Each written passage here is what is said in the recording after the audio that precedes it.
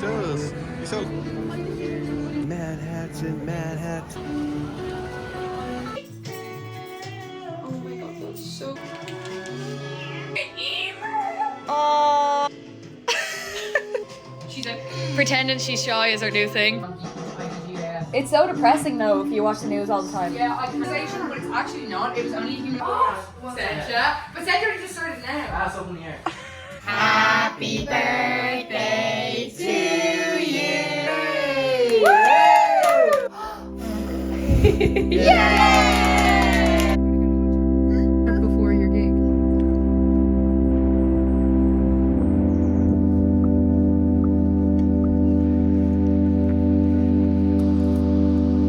No, Daddy says. Yeah?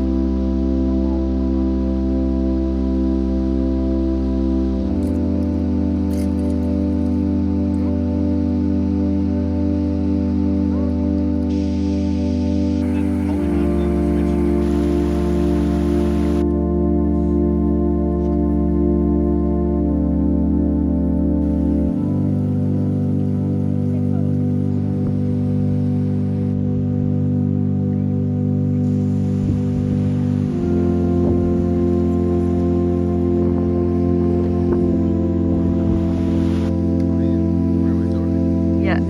Yesterday was Saturday. Yeah. Do you want to put it there? The temperature is, I'd say it's cold. It's not freezing. We should try book the Stella for Valentine's.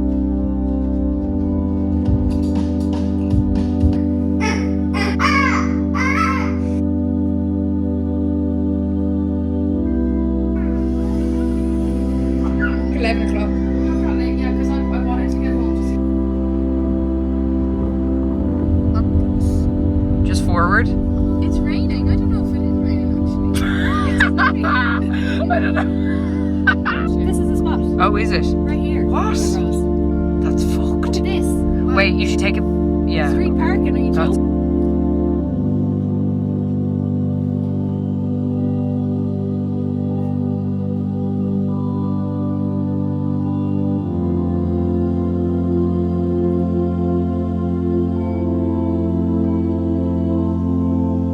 Yeah, do you want me to do it over your room as well?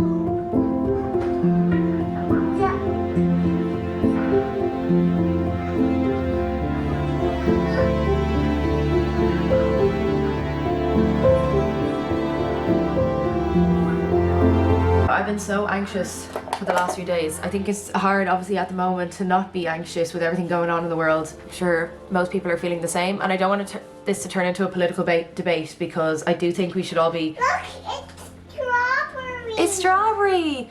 I do think we should all be sticking together at a time like this, and I don't want to be arguing with anyone unless you're a billionaire. You know, we're all being harmed in the same way. It's only really benefiting people who are uber rich. I think it's great to be informed 100%. I think everyone should be educated on what's going on at the moment, just so that you're aware of the severity of it, I suppose, but also to a certain extent where you're not ruining your whole life. So I put myself on a ban from scrolling, reading articles, or watching the news today, just because I've been doing it.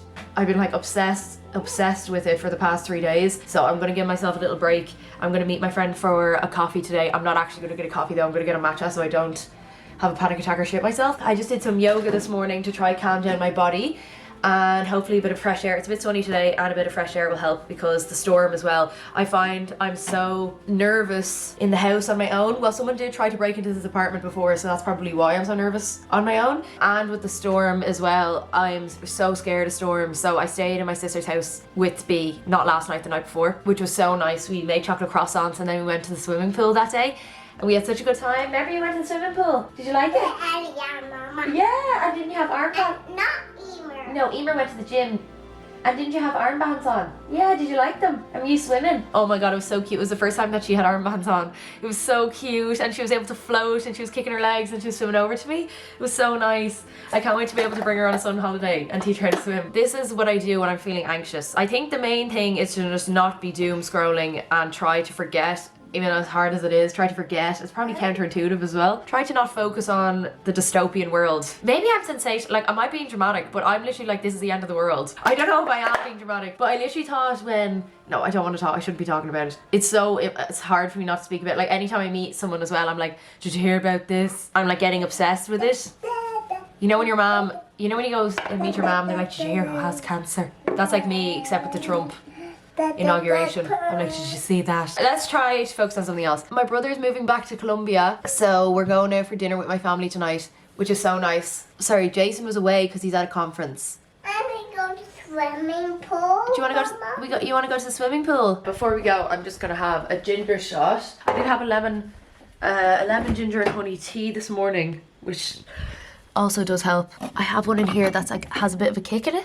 Now I do have a partnership with Unrooted. Wait, why is it stop? I do have a partnership with Unrooted, but they're not sponsoring this video. I just do like to eat, do enjoy them.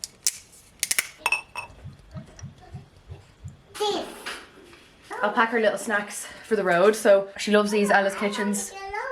Wait, baby, I'm just getting your snacks for, you know, we're gonna go on the train today, and then I have a little bar for her. She had a banana muffin and toast this morning for breakfast. We're gonna go on the train, baby, yeah. Little snacks for B. Yeah, you're coming with me. Dada.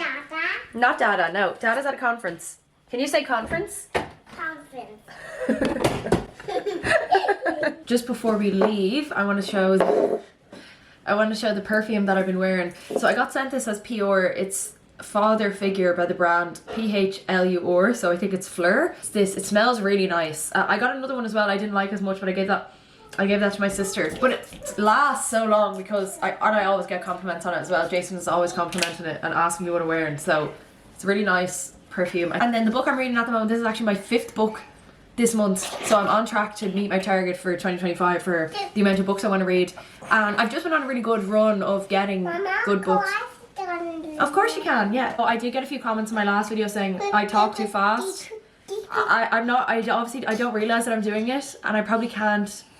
Well, I'm trying to make a conscious effort to speak more clearly, but I'm sorry if I'm speaking too fast. I literally can't help it, because that's just the way I talk. It's called Tell Me Everything by Elizabeth Strout.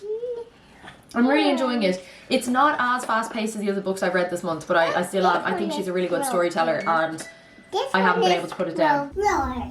Roar. Are we going faster? Next stop, here stop A519.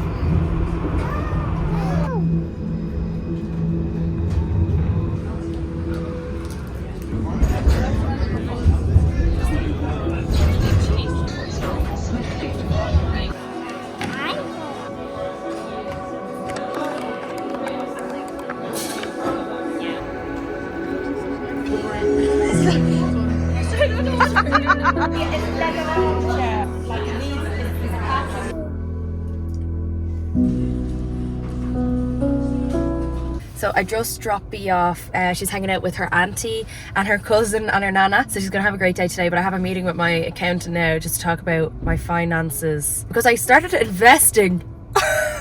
Investing, bro. Well, no, it's only a small amount of money. It's like €1 a week or something. It's like €1 a week goes into this sustainability portfolio where I only invest in sustainable energy and stuff like that. I don't invest in like oil or anything, but and it's also low risk, and I can withdraw at any time. But I was just more so thinking of like investments for B when she turns 18, and then I can give her the money. But yeah, I'm talking to my accountant just to do with stuff to do with my business, and then obviously my own finances and stuff. But I wanted to listen to an audiobook. I did start listening to Prophet Song by Paul Lynch, but it is too dystopian and a bit depressing. And I also cannot stand, first of all, it's a male author.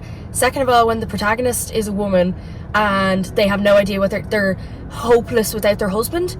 Oh my god, I've never met a wife in my entire life that doesn't know what she's doing or isn't like the manager of everything and the household and the manager of the husband.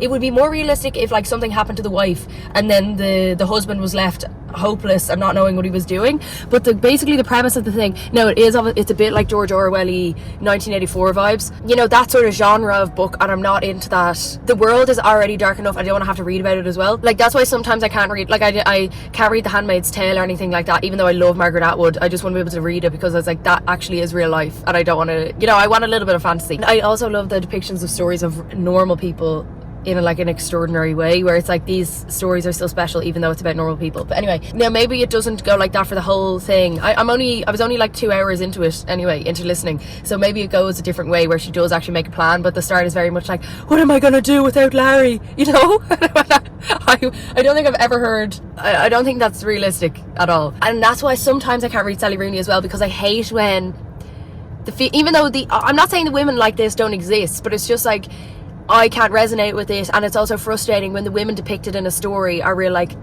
I can't stick up for myself and I don't know what to say, you know? Even though they're like intelligent, brave women. Oh! Anyway, so I don't know what to listen to now from an audiobook, and it makes driving such a much more relaxing experience when you're listening to an audiobook. But I have a bit of time anyway, because it only takes me 25 minutes to drive from where I am now. The meeting's not for an hour, so I don't really know what to do. Am I going to get myself a coffee or what's the story? But I started listening to Blue Sisters by Coco Meller, I think that's her name, because I read her other book, Cleopatra and Frankenstein, is that what it's called? And it was very much like, not that it wasn't enjoyable, like it's still a good read, but it was a lot like, it's more like a young adult novel, I would say. But anyway, gonna go to this meeting, gonna go home. I'm gonna change the sheets. It's sheet washing day. Do a little bit of a clean. I have to do a small food shop. I'll do a little bit of meal prep as well. I'm feeling so much better than I have been the last few days. Like, it was like I woke up one morning and I was like, actually, I think I've gotten this all out of my system. I don't feel as anxious and horrible anymore. And I do think it is a lot to do with the fact that I went and saw my friends the other day. Like, just having one chat with people that want the best for you is so helpful. Okay, let's go.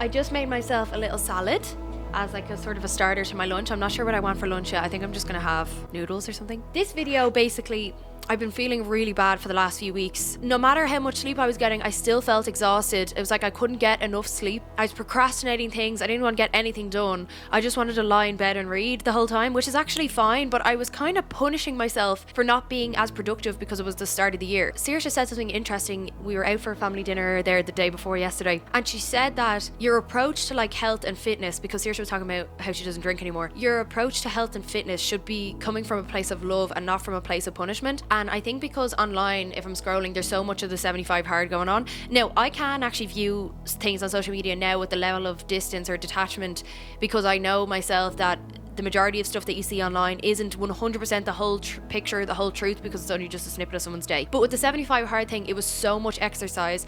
First of all, I wanted to say, which is one of the thoughts I've been having, but I didn't know how to say this like in a sort of nice way, because I do think a collective challenge together to be fitter and healthier is a good thing, because it does encourage you. You feel like you're a part of something. It also is good to challenge yourself from time to time if there's nothing else challenging you in your life. And I know the start of the year can be a good time to do that, but I did want to say it's not normal, and it's also not good for your body to be doing that amount of exercise every single day for 75 days, especially if you have a womb, you should be aligning your workouts and exercise routines with the days of your cycle. Like, you shouldn't be doing a HIIT workout and going for a run on your period. That's a period of the month where you should be allowing yourself to rest and be doing something a bit lighter. Like, you can go for a walk and do some yoga. It's not that you don't have to do any exercise at all, but also to listen to your body. And if you're feeling exhausted and tired, don't be pushing yourself to do this exercise, because you're actually going to be damaging your body. Your body needs just as much rest as it does need exercise and movement. The 75 hard challenge isn't suited